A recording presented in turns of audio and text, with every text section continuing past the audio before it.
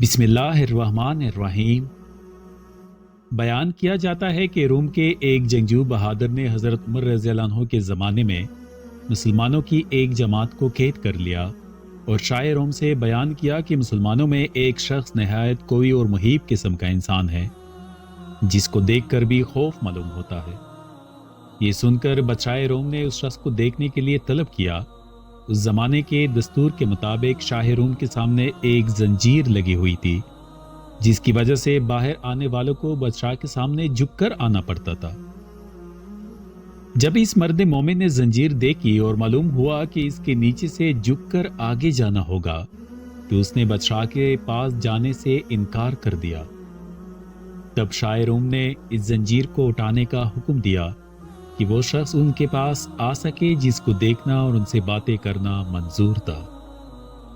چنانچہ جب وہ شخص بادشاہ کے پاس گیا تو بادشاہ نے اس شخص سے کہا کہ تم ہمارے دین میں داخل ہو جاؤ تاکہ میں اپنی انگوٹھی تم کو پہنا کر روم کی سلطنت عطا کر دوں۔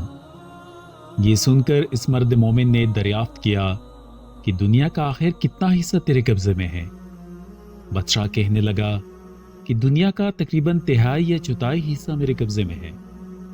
اس مرد مومن نے جواب دیا کہ اگر پوری دنیا تیرے قبضے میں زر و جواہرات سے پر ہوتی اور تو ایک دن کی اذان کے غوث مجھے دیتا تو میں اس کو بھی قبول نہ کرتا، چنانچہ تو اپنی سلطنت کے غوث میرا ایمان خریدنا چاہتا ہے۔ شاہ روم نے یہ سن کر دریافت کیا کہ اذان کیا چیز ہے؟ مرد مومن نے جواب دیا، اشہد ان لا الہ الا اللہ اشہد ان محمد رسول اللہ، اذان ہی کا ایک کلمہ ہے۔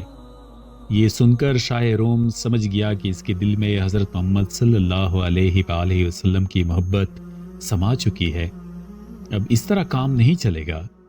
یہ سوچ کر اس نے حکم دیا کہ اچھا ایک دیگ میں پانی کھلا کر اس شخص کو اس میں ڈال دیا جائے تاکہ کھولتے پانی میں پڑ کر اس کا کام تمام ہو جائے یا خوف کھا کر اپنے دین سے پھر جائے۔ چنانچہ حکم شاہی کی تعمیل کی گئی۔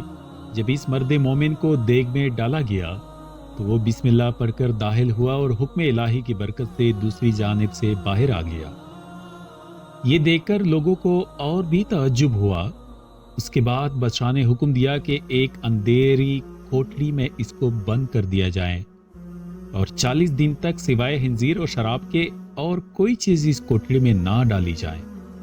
چنانچہ اس کی تعمیل کی گئی اور جب 40 روز کے بعد کوٹڑی کھولی گئی تو لوگوں نے دیکھا جو کچھ اس میں ڈالا گیا تھا اس میں سے مرد مومن نے کچھ بھی نہیں کھایا۔ دریافت کیا گیا، آخر تو نے اس میں سے کیوں نہیں کھایا؟ حالانکہ شریعت محمدی میں ایسی ضرورت کے وقت اس کا استعمال جائز ہے۔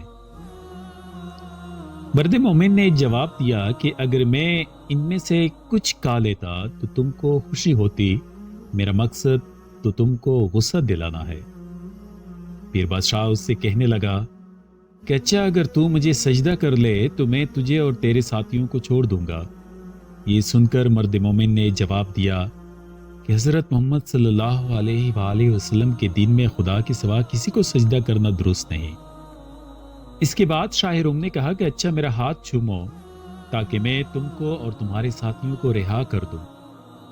مرد مومن نے جواب دیا کہ ہاتھ کا بوسہ دینا صرف باپ، سلطان عادل اور استاد کے لیے جائز ہے، دوسروں کے لیے نہیں۔ پھر شاہ روم نے کہا کہ اچھے میری پیشانی کو بوسہ دو، تو اس پر مرد مومن نے جواب دیا کہ ہاں یہ ایک شرط کے ساتھ ممکن ہے۔ بادشاہ نے کہا جس طرح تم کو منظور ہو۔ پس مرد مومن نے اپنی آستین اس کی پیشانی پر رکھی اور اس کو چوم لیا اس نیت سے کہ میں اپنی آستین کو بوسہ دے رہا ہوں۔ اس کے بعد بادشاہ نے اس مرد مومن کو مائے اس کے ساتھیوں کے بہت کچھ مال و زر دے کر رہا کر دیا اور حضرت عمر رضی اللہ عنہ کو خط لکھا کہ اگر یہ شخص ہمارے شہر ہمارے دین پر ہوتا تو ہم اس کی پرستش کیا کرتے۔ چنانچہ جب وہ شخص مرد مومن حضرت عمر رضی اللہ عنہ کی خدمت میں حاضر ہوا تو آپ رضی اللہ عنہ نے حکم دیا کہ مال سب کا سب اپنے لیے محسوس نہ کر لو، بلکہ اس میں سے رسول اللہ صلی اللہ علیہ وآلہ وسلم کے شہر کے لوگوں کو بھی شامل کر لو۔ یہ سن کر مرد مومن نے اس کی تعمیل کی اور جو عطیہ یا نذرانہ اس کو ملا تھا اس میں سب لوگوں کو شریک کر دیا۔ سچ ہے جو شخص ایمان و اخلاص کے ساتھ اللہ پر بھروسہ کرتا ہے اللہ تعالیٰ ہر حال میں اس کی مدد فرماتا ہے۔ چنانچہ ہمیں بھی چاہیے کہ زندگی کے ہر موڑ پر صرف اور صرف اللہ ہی پر نظر رکھیں۔ اللہ تعالیٰ ہم سب کو عمل کرنے کی توفیق عطا فرمائے، آمین یا رب العالمین۔ محترم سامعین، اگر یہ ویڈیو آپ کو پسند آئی ہو تو چینل کو سبسکرائب اور لائک کیجیے اور اپنے چاہنے والوں کے ساتھ ضرور شیئر کیجیے گا۔ آپ سب کے حوصلہ افزائی کا بہت بہت شکریہ۔